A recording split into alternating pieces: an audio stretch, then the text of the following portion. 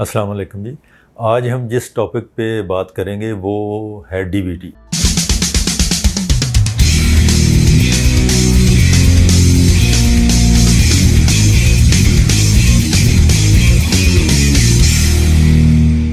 हमने बहुत दफ़ा पहले भी डीवीटी के टॉपिक पे बात की है, लेकिन इसका एक एस्पेक्ट जो मैं हाईलाइट करना चाहता हूँ वो ये है कि डीवीटी एक सीरियस बीमारी है। डीवीटी का मतलब ये है डीप वेन थ्रोम्बोसिस, यानी टांगों की वेनों में जो क्लॉट बन जाते हैं।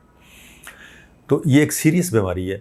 अब बदकिस्मती से इसमें आम आदमी को नहीं पता कि इसकी ट्रीटमेंट कौन करेगा। तो होता ये है कि एक कॉमन मैन जो है वो किसी भी करीब डॉक्टर के पास चला जाता है। वो फिजिशियन भी हो सकता है, वो जनरल सर्जन भी हो सकता है, इवन वो गायनिकोलॉजिस्ट भी हो सकती है, और वो पल्मोनोलॉजिस्ट भी हो सकता है, वो कोई भी डॉक्टर हो सकता है। लोग उसके पास चले जाते हैं, वो बजाय इनको प्रॉपर जगह पर रेफ़र करने के वो खुद ही इसकी ट्रीटमेंट शुरू कर देते हैं। वो ये समझते हैं कि इसकी ट्रीटमेंट चूँकि सिर्फ दवाई से होनी है, तो वो कोई ना कोई दवाई लिख के दे देते हैं।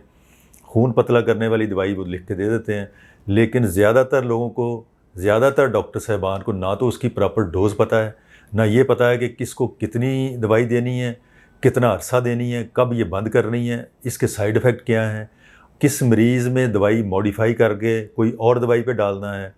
प्रेग्नेंट वोमेन जो है अगर हो गई है तो उसको कौन सी दवाई देनी है। अगर मरीज़ को जिगर और गुर्दे के साथ बीमारियाँ हैं तो उनको कौन सी दवाई देनी है।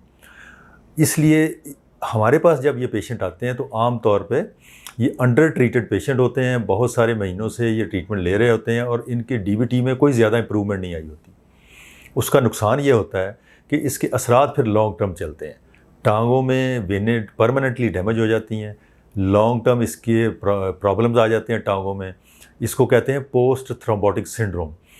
तो इस डीवीटी के बाद टांगें परमानेंटली स्वेलअप हो जाती हैं, टांगों का कलर चेंज हो जाता है, उसमें ज़ख़म बनने शुरू हो जाते हैं, सारी स्किन जो है वो डैमेज हो जाती है और फिर ये तकरीबन नाकाबिले इलाज चीज़ बन जाती है।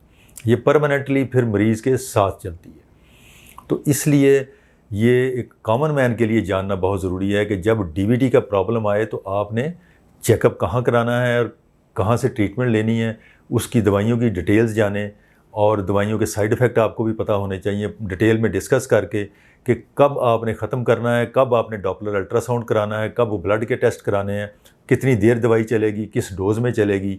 इसमें काफ़ी कॉम्प्लेक्स चीज़ें हैं। तो ये पूरी तरह डिटेल में डॉक्टर से डिस्कस करके आप फिर डिसीजन लें, किसी एक्सपर्ट के साथ पास जाके इसकी ट्रीटमेंट शुरू करवाएं। और अगर आपको थोड़ा सा भी डाउट है कि आपके क्वेश्चंस के आंसर नहीं मिल रहे, तो फिर बेहतर है कि आप वैस्कुलर सर्जन के पास जाएं जिसको इसको प्रॉपरली ट्रीट करना चाहिए।